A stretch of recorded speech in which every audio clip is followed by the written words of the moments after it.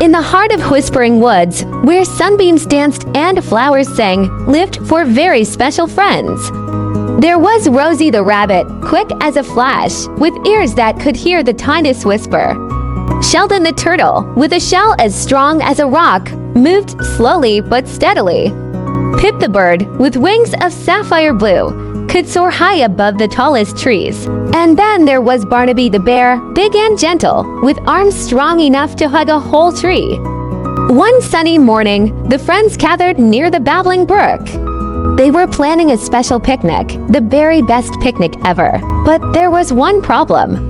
The most delicious, most sparkly, most wonderful berries in the whole forest grew on a single bush at the very top of Sunny Slope Hill.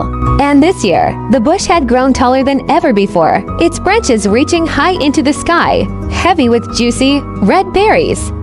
Rosie the rabbit tried first. She wiggled her nose and zipped up the hill.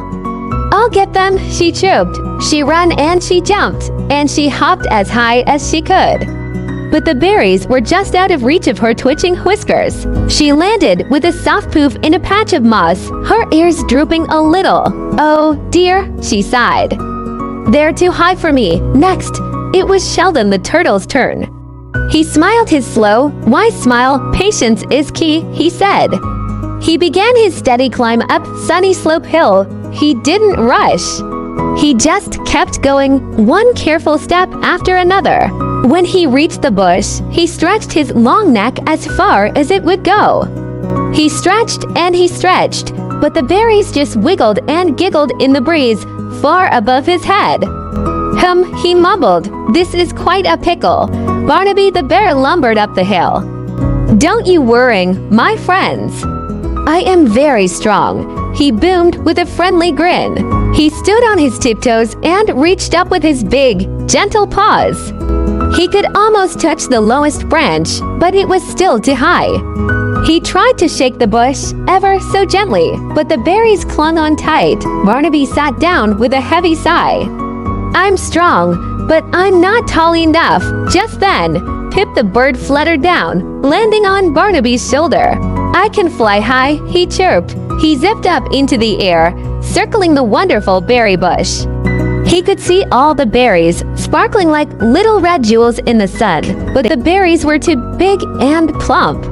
He could only peck at them, and they wouldn't come off the branch. The four friends sat together at the bottom of the hill. The sun was warm, but they didn't feel very sunny.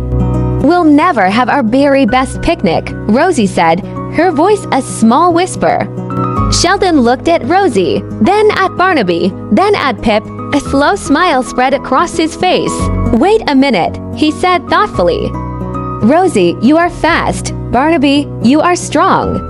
Pip, you can fly, and me, well, my shell is very, very sturdy." The friends looked at each other.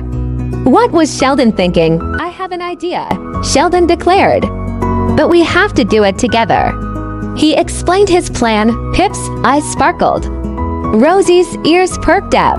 Barnaby's grin returned, bigger than ever. "What a wonderful idea," they all shouted. So they got to work. First, gentle Barnaby the bear knelt down.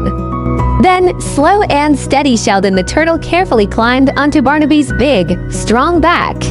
It was a bit wobbly at first, but Barnaby stood as still as a statue. Next, quick Rosie the rabbit, with a hop, a skip, and a jump, scampered up Barnaby's side and balanced perfectly on Sheldon's hard shell. "Ready?" Sheldon called up. "Ready," Rosie squeaked. Now they were much taller. "Ready," Rosie squeaked. Now they were much taller. Rosie reached up with her paws, but she still couldn't quite reach the highest, juiciest berries. "Almost," she called down. "Just a little bit higher." "My turn," chirped Pip. He flew up and perched gently on Rosie's head. With Pip on top, Rosie could finally reach the branches. But Pip's beak was too small to pick the big berries. "Don't worry, Pip," Rosie said. "I'll do the picking. You be my eyes and tell me where the best ones are." "Oh, there's a big one on the left," Pip chirped. Rosie carefully picked the berry and held it in her paws. "Now what?" she asked. How could she get it down? Pass it to me," called Barnaby from the bottom. So Rosie gently passed the berry down to Sheldon. Sheldon tucked in his head and let the berry roll safely down his smooth, curved shell.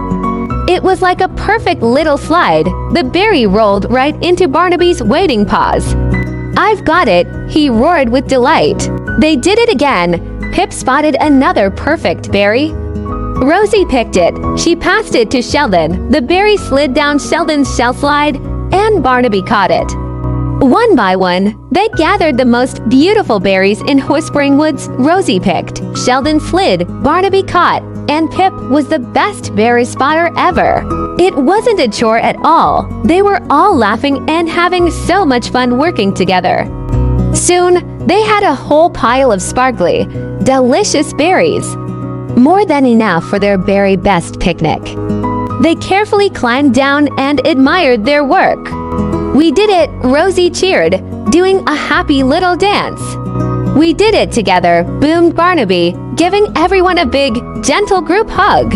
"Your idea was the best, Sheldon," said Pip. Sheldon smiled his slow, wise smile. "It wasn't just my idea," he said. "It was all of us. Together, we can do anything." The four friends sat down by the babbling brook and had the most wonderful picnic.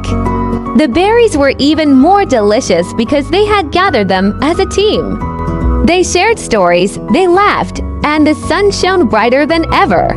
From that day on, whenever a problem seemed too big or too tricky, the friends in Whispering Woods always remembered the day they reached the berries.